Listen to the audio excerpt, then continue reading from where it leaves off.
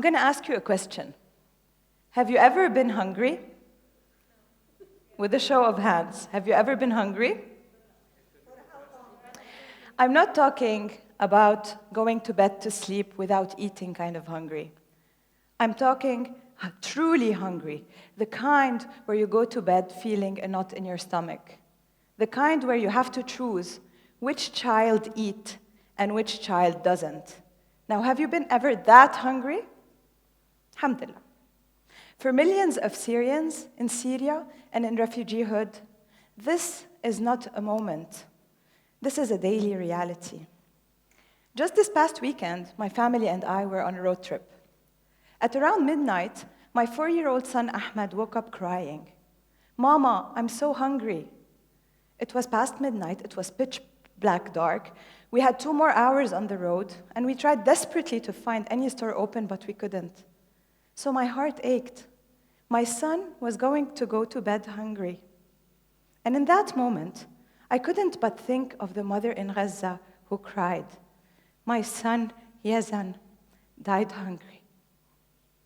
And I couldn't but think of the Syrian fathers that I personally knew who took their own lives away in tents because they couldn't feed their children, and they just couldn't bear not being able to feed them. Hunger in this world is not an accident. It is a consequence of war, of greed, of inequality, but also of indifference.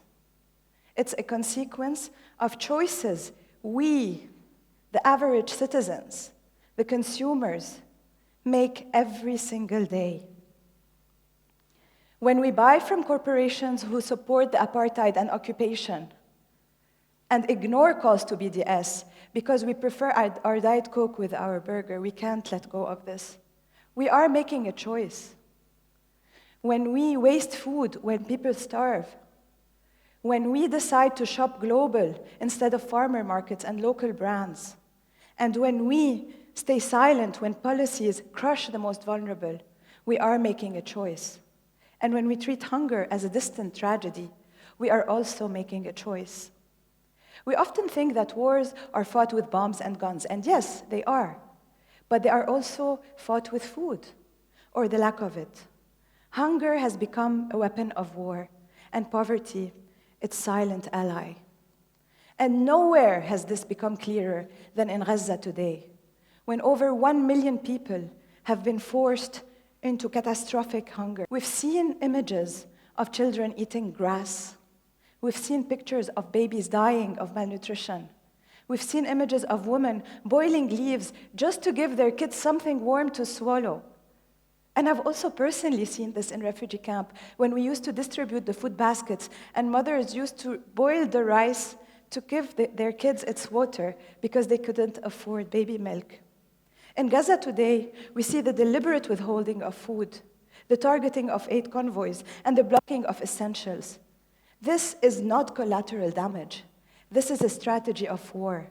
And this is a pain that Syria knows too well.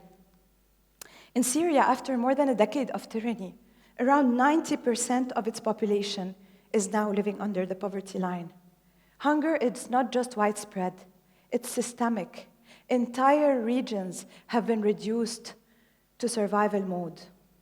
A world that fights wars with food is a world that has lost its soul. And now, as Syria enters a new phase, Syria post-tyranny, post-dictatorship, we face a very dangerous illusion that the end of war alone means the end of suffering. Yes, families celebrated the fall of the dictator. People cried in the streets, they hugged each other, families reunited. I personally witnessed that because after 13 years and 5 months, I was able to go home for the first time. That moment of collective relief, of possibility, mattered deeply. But what comes after liberation is not always liberation in practice, because the systems that upheld oppression do not disappear overnight. And the poverty, the broken institutions, they remain. Transition is not only political, it should also be personal, communal, and material. Let me be clear. When the bombs stop falling, the poverty does not. And where the regimes fall, Institutions do not quickly rebuild. Recovery is not automatic. And yet, the world begins to look away. Funding is shrinking, humanitarian aid is drying up, and sanctions, previously rightfully meant to fight criminal regimes, are now fighting the people. Families who have survived war for 13, 14, 15 years are now dying from poverty and hunger. When I was 22 years old, I was watching TV when I saw the first 40 Syrian refugee families that ever crossed into Lebanon. For me, it was surprising because I've always linked Syria with joy, with feasts, with family, with generosity, and to see that sight was overwhelming. So with a group of friends, I took the car and went to the refugee camps to check what was on and to support. A message I sent on WhatsApp soon went viral, and I was receiving so many calls of people who wanted to donate and also to volunteer. Fast forward 15 years, oops, now you know how old I am, but it's okay. SAWA for Development and Aid and my work with it has taken me to the heart of refugee camps and devastated towns. We have supported food, education, safety, and opportunity. But more than that, we have supported hope. We didn't just provide charity, we protected dignity. We worked with the communities, not just for the communities, because what we discovered is this. Communities know how to survive, and they know how to rebuild. When the state failed, women created networks of care and rotating saving cooperatives. When the economy collapsed, youth started microfarming and community kitchen. I remember one woman, Umayma, who turned her tent into a school because kids hadn't seen classrooms in years. Fawzi, for example, helped us launch our very own fashion brand called The Masterpiece, spelled P-E-A-C-E. These stories are not exceptions. These stories are everywhere. We just need to see them. But here's the problem. Most systems of aid and governance aren't built to protect dignity.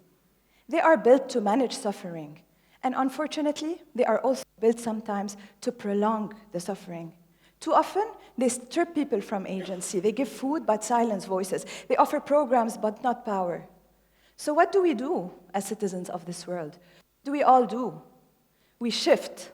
Because we, the people, have the power to shift from top-down to community-led solutions, from charity to justice, from seeing hunger just as a lack of food to seeing it as lack of freedom, voice, and access. And we must talk about sanctions, we must talk about policies, we must talk about aid, and we must talk about power. Because in today's world, those are the new forms of control. Those are the new forms of colonialism. When we talk about aid structures, when we talk about the UN Security Council and its veto system, everything is political. And for liberation to really happen, it must be political, for it to be economical, social, and nutritional. We can't just be passive consumers who shy away from politics and never talk about politics and never walk in politics just in humanitarian aid. No, because sanctions, they rarely hit the powerful, but they hit the vulnerable and they crush the vulnerable. Sanctions, they rarely punish the ministers, and even banking restrictions, we know this all too well in Lebanon. They rarely punish the ministers, but they punish the mothers who can't afford milk for their children. And humanitarian blockades, they don't leave the leaders hungry. I mean, we've seen it everywhere. They really starve the people. These decisions do not affect small number of population. For displaced people alone, 143 million, 1 in 3 is insecure. 1 in 3. Can you imagine? And the majority of them, the face of this suffering, is oftentimes a woman. Can you imagine? These are not distant problems, my friends. This is our shared future. And the sooner we realize that hunger and poverty are not natural disasters, they are not accidents, they are political decisions, the sooner we can find our voices and the sooner we can change them. I recently met a young man who decided to return to southern Damascus after many years of being displaced in Lebanon. He returned and he found nothing. No infrastructure, no services, no home, no work. But he took with him 1 goat. And a few weeks later, he had a cheese business. He was supporting his family and 2 other families in the camps. This is what dignity looks like, and this is what agency feels like. So again, what do we do as citizens of this world? I was once giving a talk in Iceland, and someone asked me, what can I do for Syria today? From Iceland, what can I do for Syria? And I told him, call your mother. You heard that right. I told him, call your mother, because our world is made of interconnected circles. The family, the neighborhood, the community, the town, the nation. And if each one of us tended to our community with care, then the world would begin to heal. So what can you do for Syria, for Palestine, for Sudan, for Lebanon? What can you do to change the world that you are living in? And no, I'm not going to say call your mother because we're in the Middle East. I know you call your mom 7 to 10 times a day. And this is my mom here. She can definitely tell you that this is the truth. So, in our side of the world, I would say, this is calling your mother, I would say first, just stop walking past suffering like it's natural. It's not natural.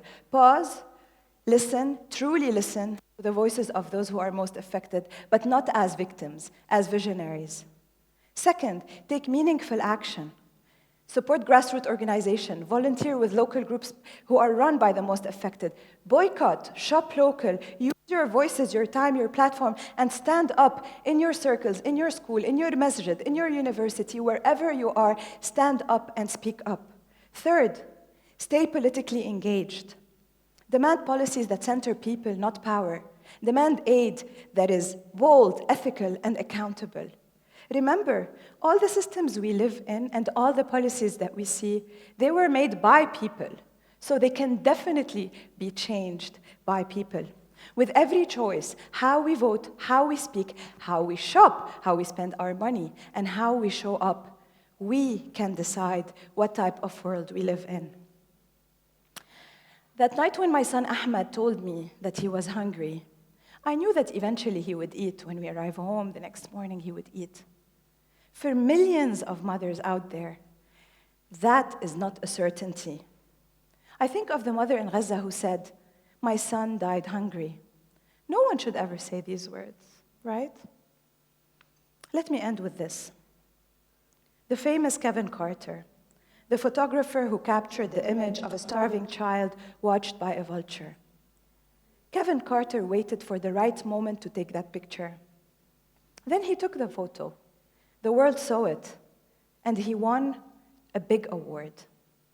But the weight of witnessing without saving became too much that he took away his own life. Guys, this is our warning. We cannot afford to be bystanders. We don't need more pictures of hunger and genocide and people starving. We need bold acts of justice.